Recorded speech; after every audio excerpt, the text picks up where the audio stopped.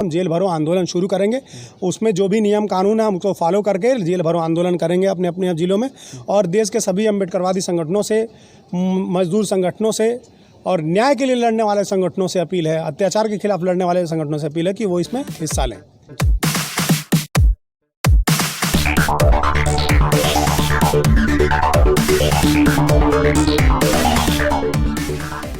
दोस्तों, पूरे देश भर में लॉकडाउन के दौरान जो मज़दूरों की बदहाल स्थिति पैदा हुई है, उसको ले करके पूरे देश भर के जो जितने भी अम्बेडकरवादी संगठन के लोग हैं, उन लोगों में काफ़ी ज़्यादा रोष है। और उन लोगों ने 17 मई लॉकडाउन ख़त्म होने के बाद 18 मई को एक बहुत बड़ा जेल भरो आंदोलन करने का निश्चय किया है। तो आज हमारे साथ पूर्वांचल सेना के राष्ट्रीय अध्यक्ष धीरेन्द्र प्रताप जी हैं। आइए हम उनसे जानते हैं कि उनकी क्या प्रतिक्रिया है इस पर। सर, 18 मई को जो जेल भरो आंदोलन होने वाला है, उस पर आप क्या कहना चाहते हैं? देखिए, मज़दूरों की जो स्थिति है देश में, वो सोशल मीडिया के माध्यम से पूरा देश देख चुका है और सरकारें क्या कर रही हैं ये भी पूरा देश देख रहा है। लेकिन हमारे जो न्यूज़ चैनल हैं वो सही खबरें नहीं लोगों तक पहुंचा रहे हैं, लोगों तक सही सूचनाएं नहीं पहुंचा रहे हैं। वो पूरी तरह से सरकार की चाटुकारिता में व्यस्त हैं। हमारे मज़दूर मारे जा रहे हैं। 40 दिन से भूखा मज़दूर है, उसके लिए ट्रेन चलाया जा रहा है तो बड़े बड़े बैनर लगाए जा रहे हैं, लेकिन उस ट्रेन में 3,000 से 3,500 रुपये किराया लिया जा रहा है। बिचौलिए में लेकर के 4,000 रुपये तक किराया लिया जा रहा है। अगर कोई चेन्नई से दिल्ली आना चाहता है, भी गोरखपुर आना चाहता है, तो उसको डायरेक्ट ट्रेन नहीं है। वो चेन्नई से दिल्ली जाएगा, दिल्ली से गोरखपुर आएगा, कैसे आएगा उसका कोई अता पता नहीं है, और उससे 4,000 रुपये वसूला जाएगा। ठीक है, तो जो 40 दिन 45 दिन से भूखा प्यासा मजदूर है, जिसके पास कोई काम नहीं है, वो 4,000 रुपये का भाड़ा दे करके ट्रेन का आ पाएगा? तो ये स्थिति है। सड़क पर ना चलिए, पैदल मत चलिए, ट्रेनों पर पटरियों पर मत चलिए। सड़क पे जब जा रहे हैं तो पुलिस पीट रही है उसको, तो मजबूरी में वो रास्ता देखा नहीं है तो उसको पटरी पकड़ के ही जाना है। अब वो पटरी पकड़ के जा रहा है तो उसके ऊपर ट्रेन चल जा रही है। तो ये जो खराब भयानक स्थिति मजदूरों की बनी है देश में, उसके खिलाफ हम 18 मई को जेल भरो आंदोलन कर रहे हैं। ये आह्वान किया गया बहुजन क्रांति मोर्चा के द्वारा। हम पूर्वांचल सेना उनका समर्थन करते हैं। ठीक है, क्योंकि देश में जितने भी अत्याचार के मामले होते हैं, अम्बेडकरवादी होने के नाते हमारा कर्तव्य बनता है कि हर अत्याचार के खिलाफ बोलना। तो आज जो हमारे देश का मजदूर वर्ग है, जो इस देश का निर्माता है, जो इस देश को बनाता है, सड़कें बनाता है, पुल बनाता है, इस देश की एक एक ईंट पर उसके मेहनत के पसीने से बड़ी बड़ी इमारतें और बिल्डिंगें खड़ी होती हैं, वो मजदूर खतरे में है। और सबसे बड़ी बात, हमारा जो देश है वो श्रमिकों की संस्कृति वाला देश है। हमारे देश में श्रमिक संस्कृति थी, श्रमण संस्कृति, यानी काम करने वाले को महान समझा जाता था। लेकिन आज ब्राह्मण संस्कृति, जो मनु संस्कृति है, आज जो हराम का खाने वाले लोग हैं उनको बड़ा और महान समझा जा रहा है। तो श्रमिकों की उपेक्षा इसी नाते की जा रही है कि फिर से हम ब्राह्मण संस्कृति को ढंग से लागू कर सकें। बाबा साहब अम्बेडकर ने जो संविधान में श्रमिकों को अधिकार दिए हैं, उस अधिकार को ख़त्म करने का प्रयास किया जा रहा है। इसलिए ये जेल भरो आंदोलन हम लोग करने जा रहे हैं जी। लेकिन सरकार बराबर कह रही है कि हम तो ट्रेन चला रहे हैं उनके लिए, मजदूरों के लिए। फिर ऐसी ट्रेन आज से शुरू हुआ है, AC वाली ट्रेनें हैं। अच्छा, ठीक है, डायरेक्ट ट्रेन कोई नहीं है। चेन्नई से गोरखपुर आना तो आपको लिए कोई ट्रेन नहीं है, दिल्ली के लिए ट्रेन है। उसका 3,000 किराया, 2,400 3,000 रुपये किराया है। उसके बाद से जो ऑनलाइन बुकिंग है उसकी खिड़की पे मिलेगा नहीं। ऑनलाइन बुकिंग करने जब मजदूर जाता है तो इस समय उसे 500-600 रुपया वसूला जा रहा है। ठीक है, तो उसको कुल मिलाकर के 4,000 रुपये का किराया पड़ जा रहा है। वो 40 दिन से बैठा, उसके पास 4,000 रुपया होगा टिकट कटाने के लिए? बिल्कुल नहीं होगा। बिल्कुल, ये अपने आप में एक सही सवाल है कि 40 दिन से जब लॉकडाउन है, मज़दूर कहीं काम नहीं कर रहे हैं, तो उनके पास आखिर इतना पैसा कहाँ से आएगा? एक और बात, मज़दूरों का जो नियम था, एक बदलाव, श्रम कानून, उसमें बदलाव किया गया है, उस पर क्या कहना? बदलाव नहीं किया गया है, ख़त्म करने की बात की गई है। अच्छा। देखिए, ये बहुत बड़ी साजिश है। जितने भी लोग देख रहे हैं वो समझ लें इस बात को कि हमारे देश में श्रमिकों के लिए कुछ कानून है, और वो कानून हमारे श्रमिकों को सुरक्षा मुहैया कराते हैं। वो संगठन बना सकते हैं, उनका इंश्योरेंस होता है, उनको कैंटीन की जो सुविधा होती है, उनके जितने भी अधिकार होते हैं उस श्रम कानून के तहत निहित हैं। यहाँ तक कि जो महिलाओं को प्रेगनेंसी में 6 महीने की छूट मिलती है, छुट्टियाँ मिलती हैं, और उनको क्या कहते हैं, उसकी सैलरी भी मिलती है। वो प्रेगनेंसी की छूट भी रद्द हो जाएगी आने वाले समय में। तो ये श्रम कानून को ख़त्म कर रहे हैं। अभी तक जो ड्यूटी 8 घंटे थी उसको बढ़ा करके 12 घंटे किया जा रहा है। देश में जो बंधुआ मजदूरी थी उसको रीइंस्टॉल किया जा रहा है। देखिए, जो हमारे देश में श्रम कानून था उसको पहले से बड़े उद्योगपति और जो फैक्ट्रियों के मालिक है वो पहले से फॉलो नहीं करते थे, बहुत मुश्किल से फॉलो करते थे। तमाम धरना प्रदर्शन यूनियनों के द्वारा किया जाता था, तब जा कर के उसमें से 50% 60% कानून फॉलो हो पाता था। अब जो सरकार कर रही है, जो श्रमिकों नया श्रम कानून 3 साल के लिए ख़त्म कर रही है, उसके बाद मजदूरों के शोषण पर सरकारी ठप्पा लग जाएगा। अब तो कंपनियां जम करके शोषण करेंगी और 12 घंटे मजदूरी करके आदमी जब घर में जाएगा उसकी मानसिक स्थिति क्या होगी, उसकी शारीरिक स्थिति क्या होगी। और जो 12 घंटे उनसे काम कराया जा रहा है उसका पैसा उसको नहीं दिया जाएगा, उसको पैसा 8 घंटे का ही दिया जा रहा है। ठीक है, तो ये स्थिति है जी। तो जेल भरो आंदोलन में आप लोग क्या करेंगे यहाँ गोरखपुर में? हम लोग गिरफ्तारी देंगे, मजदूरों के हक अधिकार के लिए गिरफ्तारी देंगे, जेल जाएंगे। सरकार जो चाहे वो करे, हम मजदूरों के लिए आवाज़ उठाएंगे। क्योंकि जो सरकार है वो देखिए, सरकार कितना बहाना बना रही कि देश को बचाना है, कोरोना महामारी से देश टूट गया है तो देश को बचाना है हमको। ध्यान से इस बात को आप समझिएगा कि देश को बचाने के नाम पर मजदूर ही क्यों बलिदान दे, उद्योगपति बलिदान क्यों नहीं दे रहा भाई।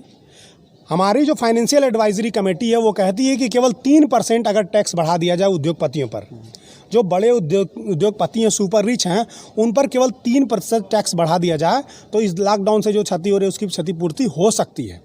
लेकिन ये सरकार उन पर टैक्स नहीं बढ़ाएगी। मोदी जी अंबानी, अडानी और अपने दोस्तों पर टैक्स नहीं बढ़ाएंगे। ठीक है, उन्होंने 68,000 करोड़ रुपया इसी लॉकडाउन के समय ख़त्म कर दिया, NPA कर दिया, उसको क्या कहते हैं कि कह दिया कि अब ये नहीं दे पाएंगे, डिफ़ॉल्ट घोषित कर दिया। अब वो पैसा किसके खाते में बट्टा गया? सरकारी खजाने में गया। 68,000 करोड़ रुपये आप उनका माफ़ कर सकते हैं। लाखों करोड़ रुपया जब से नरेंद्र मोदी की सरकार बनी है तब से उद्योगपतियों का माफ़ कर रहे हैं। 3% उनको पर टैक्स नहीं बढ़ा सकते हैं। अगर कुछ 100 परिवारों पर 3% टैक्स बढ़ाने से कोरोना महामारी से जो भी डैमेज हो रहा है देश का, उसके नुकसान की भरपाई हो सकती है, तो 30, 40, 45 करोड़ मजदूरों को का जीवन पूरा झोंकने की क्या ज़रूरत है? आप ये बताइए। हर बार मजदूर ही बलिदान देगा? कब मजदूर ने बलिदान नहीं दिया है? मजदूर ने कब नहीं बलिदान दिया है? और मजदूरों के कंधे पर आप इस लॉकडाउन का, इस कोरोना महामारी का भार अगर आप डालेंगे तो जिंदा रहेगा मजदूर तभी ना वो भार को सह पाएगा। आप बताइए, नहीं सह पाएगा, वो टूट जाएगा। इसलिए हम 18 मई को, 17 मई को लॉकडाउन ख़त्म हो रहा है, 18 मई को हम जेल भरो आंदोलन शुरू करेंगे। उसमें जो भी नियम कानून है हम उसको फॉलो करके जेल भरो आंदोलन करेंगे अपने अपने जिलों में। और देश के सभी अम्बेडकरवादी संगठनों से, मजदूर संगठनों से और न्याय के लिए लड़ने वाले संगठनों से अपील है, अत्याचार के खिलाफ लड़ने वाले संगठनों से अपील है कि वो इसमें हिस्सा लें। जी। और जैसे आपने मोदी जी का जिक्र किया, मोदी जी तो लगातार कहते हैं कि ये मजदूरों की सरकार है और वो कहते हैं कि हम हवाई चप्पल पहनने वाले लोगों को हवाई जहाज़ में देखना चाहते हो, तो वो लगातार कहते हैं कि हम मजदूरों के लिए काम कर रहे हैं। तो मोदी जी विदेश में फंसे लोगों को प्लेन भेज रहे हैं लाने के लिए। ठीक है, उनसे कोई किराया नहीं लिया जा रहा है। हमारे देश में जो मजदूर है, जो 40 दिन से भूखा प्यासा है, उससे तो आप टिकट ले रहे हैं। उसके बाद से आपका जो IT सेल है, आपके जो संबित पात्रा जैसे बड़े बड़े क्या कहते हैं कि प्रवक्ता हैं, वो झूठा ट्वीट कर रहे हैं कि रेलवे की खिड़की से कोई टिकट नहीं बिकेगा। अच्छा, रेलवे की खिड़की से कोई टिकट नहीं बिकेगा, लेकिन बाकी बातें कौन बताएगा कि रेलवे अब वो टिकट सीधे स्टेट गवर्नमेंट को बेचेगी और स्टेट गवर्नमेंट मजदूरों से पैसा वसूल करके रेलवे को ला करके देगा। ये ऑनलाइन बुकिंग किस तरह से शुरू हुई है? तो इसलिए मोदी जी को कोसा जा रहा है। मोदी जी अपने अय्यासी के लिए 20,000 करोड़ रुपए का नया प्रधानमंत्री आवास और संसद भवन के सौंदर्यीकरण में खर्चा कर रहे हैं। इस समय 20,000 करोड़ रुपया खर्चा करने का क्या औचित्य है? आप बताइए। इस समय कोई औचित्य नहीं कि 20,000 करोड़ रुपया खर्चा करके नया संसद भवन बनवाया जाए। इस समय सारा पैसा, एक एक पैसा बचा करके हमको देश की अर्थव्यवस्था को सुधारने में लगाना चाहिए। लेकिन इनके दिमाग में, मन में चोरी घुसी हुई है। PM केयर्स फंड का कोई अता पता नहीं है। प्रधानमंत्री राहत कोष होने के बावजूद PM केयर फंड गठित किया गया और उस फंड की कोई जांच परख नहीं होनी है जी। तो इस नाते हम मोदी जी से सवाल उठा रहे हैं। अंत में आप क्या कहना चाहेंगे बहुजन समाज के लोगों को? देखिए, इसकी जो महामारी है, वाकई में इससे देश को हमको लड़ना है। लेकिन आप समझिए कि आज हम इस भूखमरी, गरीबी की स्थिति में क्यों पहुंचे हैं? क्योंकि पिछले 2014 से जब से नरेंद्र मोदी की सरकार आई है, देश में बदतर स्थिति पहले थी, और उसी के नाते नरेंद्र मोदी जी को चुना गया था कि वो बदतर स्थिति से सुधार करेंगे। उन्होंने 2 करोड़ रोजगार देने का वादा किया था, विदेशों से काला धन लाने की बात की थी, रुपया को कहा था डॉलर के बराबर कर देंगे, भारत को विश्व गुरु बना देंगे। इन्हीं वादों के लिए उनको वोट दिया गया था। लेकिन आज 6-6.5 सालों में स्थिति क्या हुई देश की, आप देख लीजिए। ठीक है, तो इन 6 सालों में जो बदतर स्थिति देश की हुई है, उस बदतर स्थिति को कोरोना महामारी पर टालने के लिए जानबूझ करके हमारे देश में कोरोना बीमारी को लाया गया। जब पूरी दुनिया कोरोना को लेकर के दुनिया भर में लॉकडाउन कर रही थी, अपने एयरपोर्ट्स बंद कर रही थी, विदेशी लोगों का अपने देश में प्रवेश रोक रही थी, तब नरेंद्र मोदी जी हमारे देश में अहमदाबाद में नमस्ते ट्रम्प करवाते हैं। और आज क्या है, अहमदाबाद में हर 3000 में से 1000 लोग संक्रमित हैं। अहमदाबाद में जितनी महामारी हो रही है, वहाँ पर लोग लॉकडाउन तोड़ करके सड़कों पर आ रहे हैं, वो मीडिया नहीं दिखा रहा, लेकिन वहाँ पर बहुत बुरी स्थिति है अहमदाबाद में, जहाँ पर नमस्ते ट्रम्प हुआ है। तो इन्होंने कोरोना वायरस को पहले भारत में आने दिया, उसको लाया गया, उसके बाद थाली ताली पिटवा करके लोगों की भीड़ जुटवा करके कोरोना वायरस को एक दूसरे से एक्सचेंज करवाया गया। और उसके बाद भी देश में जब महामारी नहीं बढ़ी तो इन्होंने शराब की दुकानें खुलवाई। शराब की दुकानें खुलने के बाद से क्या कोरोना संक्रमण नहीं बढ़ा? निश्चित तौर पर कोरोना से संक्रमित लोग शराब की दुकानों पर गए होंगे और उससे भी कोरोना का संक्रमण एक्सचेंज हुआ होगा, क्योंकि ये जानते हैं अब हमारा पोल खुल चुका है। अब सैनिकों की हत्या करवा करके देश का ध्यान उधर डाइवर्ट करेंगे, फिर लोग सवाल पूछने लगेंगे। अब हम पाकिस्तान पर ज़बरदस्ती हमला कर करके उस पर क्या नाम है, लोगों को डाइवर्ट करने की कोशिश करेंगे तो लोगों का ध्यान उस पर चला जाएगा। इस नाते अब ये कोरोना को पूरी तरह से कैश कराते हुए देश में लोकतांत्रिक व्यवस्थाओं को ख़त्म करना चाहते हैं। देश में फिर से गुलामी प्रथा, मजदूरी पर क्या कहते हैं, बधुआ मजदूरी प्रथा, देश में मनुवाद को फिर से लागू करना चाहते हैं। इस नाते हमारा सीधे सीधे नरेंद्र मोदी सरकार पर यह आरोप है, यह सवाल है उनसे।